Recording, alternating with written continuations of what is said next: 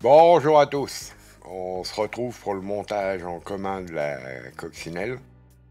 Donc dans la vidéo d'avant, on a fait le montage de la coccinelle, qui a été, comme vous avez vu, laborieux. Et maintenant, on va attaquer le diorama avec le gainage en thème. Allez, je vous montre tout ça. On se retrouve pour le début de la construction. Donc j'ai découpé un bloc de polystyrène extrudé de 25 par 18 qui va servir de base. La cloison arrière a été découpée dans du... je sais plus comment ça s'appelle, dans du bois...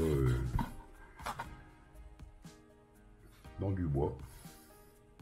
J'ai fait les deux ouvertures de fenêtre.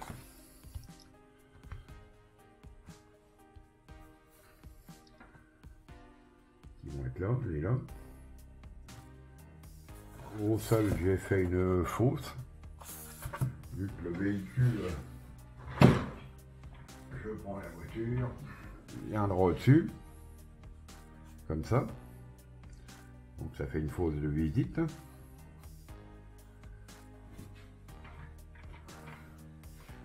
Sur la partie arrière, donc là on va faire une structure de bâtiment. Sur la partie arrière, j'aurai une cloison qui va être comme ça. Bon là ça doit être recoupé, faut tout revoir. Il va y avoir une charpente en bois, en haut. Ce qui fait qu'on verra tout l'intérieur avec tout le décor. Donc je continue. Ici on va mettre du carton plume. Bon, je vous remontrerai pour faire une imitation brique sur toute le mur. Bon, il y aura tout un tas de décors, mais on va en reparler après. Voilà, on continue. On se retrouve sur le diorama. Donc là, j'ai avancé sur la partie charpente de la toiture. Donc la première, j'en ai fait deux. Là, je recadre parce que c'est pas bien cadré. Je vais rajouter des pics clavettes pour faire un peu plus propre. Donc là, il y aura encore les taquets pour les planches en dessous là. On va avancer là-dessus. Donc c'est réalisé en balsa, c'est assez pratique. C'est léger en plus, ça pèse pas de poids, donc ça va très bien. Et ben on s'en retrouve pour la suite de la charpente.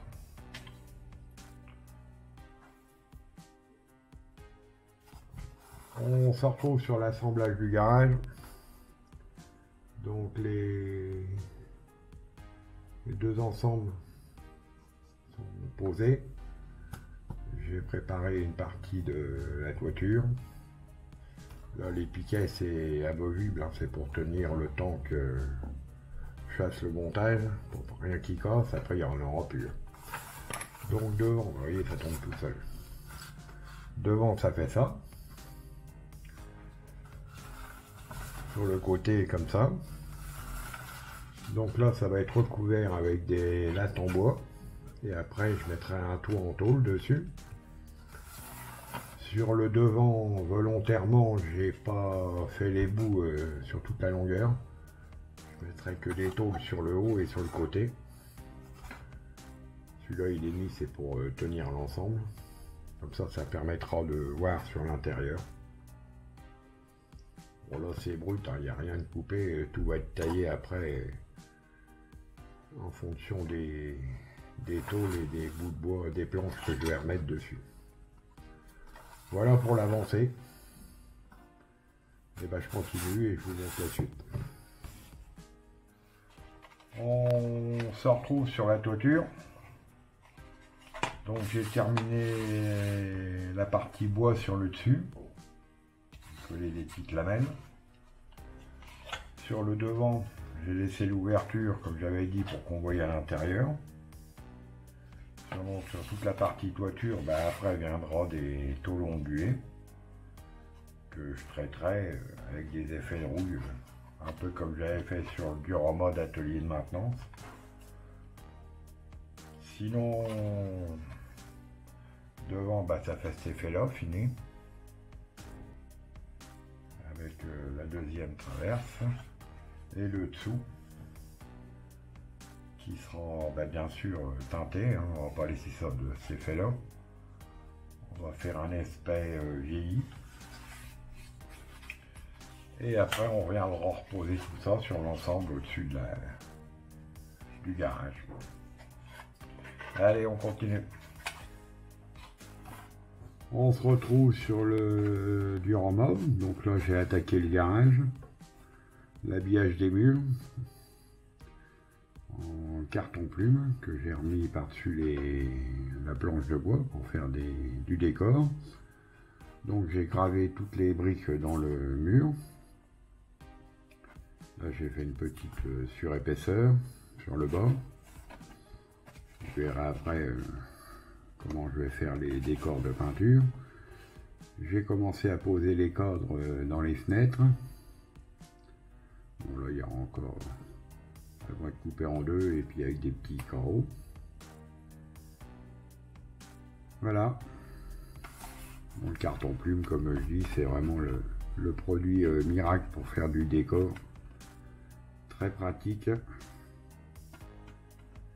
Et on travaille ça facilement.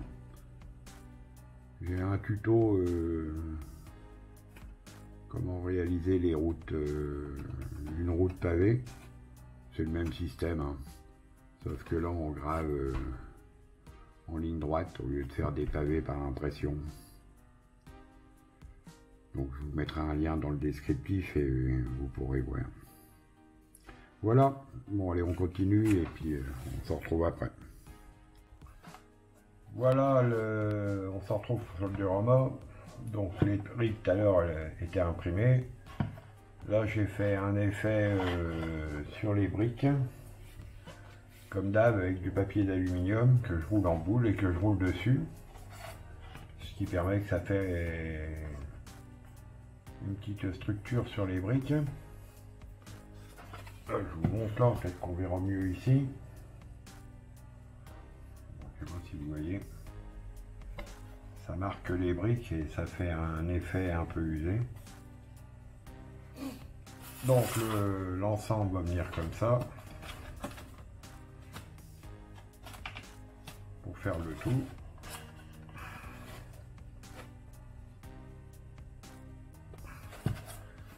Les fenêtres ont été réalisées en balsa. Donc derrière on va mettre un film transparent. Et puis on va vieillir un peu les corons. Au niveau de la fosse, l'ouverture a été faite. J'ai mis des petits bouts de bois pour imiter les chevrons qui rebouchent la fosse sur la fin. Vu que le véhicule sera un peu en avant, donc comme j'ai deux mécaniciens derrière, pour éviter qu'il y ait un trou entre les deux, c'est plus pratique. Voilà où j'en suis. Bon, maintenant on va faire les effets peinture sur les murs et on va continuer tranquillement. Allez, on y va. On arrive pour les effets pour les briques que je vais faire sur les deux murs. Donc je vais utiliser 4 types de peinture, décaler un peu pour qu'on voie les pots. Donc la première base, je vais faire ça, je vais utiliser ça, c'est du bronze, il me semble, oui, jaune bronze. Après les effets de couleur sur les briques, je vais mettre terre de sienne. Là c'est terre de sienne naturelle, c'est les deux mêmes mais ils n'ont pas tout à fait la même couleur, donc ça va être bien pour faire les effets. Et après les effets pour certaines briques, je vais faire terre d'ombre brûlée. Enfin, je vous montre tout ça au fur et à mesure. Là, je vais déjà passer la première couche de celui-là sur toute la surface. Et après, on se retrouvera pour les effets. On se retrouve sur la mise en peinture. Donc, j'ai fait jaune bronze. sur les deux plaques. On laisse sécher encore un peu, c'est encore un peu humide. Après je vais faire des effets en balayage en terre de sienne. Et après je viendrai faire des effets brique par brique en terre brûlée. Voilà, bon allez on continue. On se retrouve, le premier effet a été fait sur les deux murs. Donc comme je vous ai dit, hein, j'ai pris terre de sienne et j'ai mélangé un peu aussi pour faire un peu d'ombre brûlée. Vous voyez, c'est cette couleur là que j'ai prise. Terre de sienne, c'est celui-là. Donc j'ai remis un peu d'ombre brûlée pour faire une deuxième nuance. Et maintenant, bah, je vais prendre les briques une par une en terre de sienne. Enfin, une par une. Pour faire un ensemble de briques un peu différentes. Et on devrait être pas trop mal. On se retrouve sur les effets du mur. Donc là, j'ai fait tous les effets au niveau des briques. J'ai pas trop forcé. Parce que je sais que ça va s'éclaircir après, quand je vais faire les joints. Donc, je vais vous montrer ce que j'ai fait sur l'autre partie, vu que l'autre est faite. Donc pour faire les joints, j'ai pris ce produit-là de chez Vallejo. C'est du Trite Mud. Ça fait un espèce de gris, comme vous le voyez, hein, qui va bien correspondre aux joints pour moi. Donc je vous rappelle quand même, dans la vidéo de l'atelier de maintenance, il y a la vidéo 4, si je me rappelle bien de mémoire, qui servait pour graver vous montrer comment j'ai gravé les briques. Et la vidéo 5, c'est comment on fait les effets sur les briques. Donc dans cette vidéo, là, j'avais pris les briques couleur rouge. Et là, j'ai voulu changer un peu. Donc on va voir ce que ça donne. Donc je vous mettrai les deux vidéos dans le descriptif en lien. Comme ça, pour ceux qui ont besoin de savoir comment j'ai fait, bah, vous aurez toutes les explications. Donc le produit gris, je l'ai mis sur cette pièce. On voit les deux différences. Donc par rapport au mur qui est fait et celui qui n'est pas fait.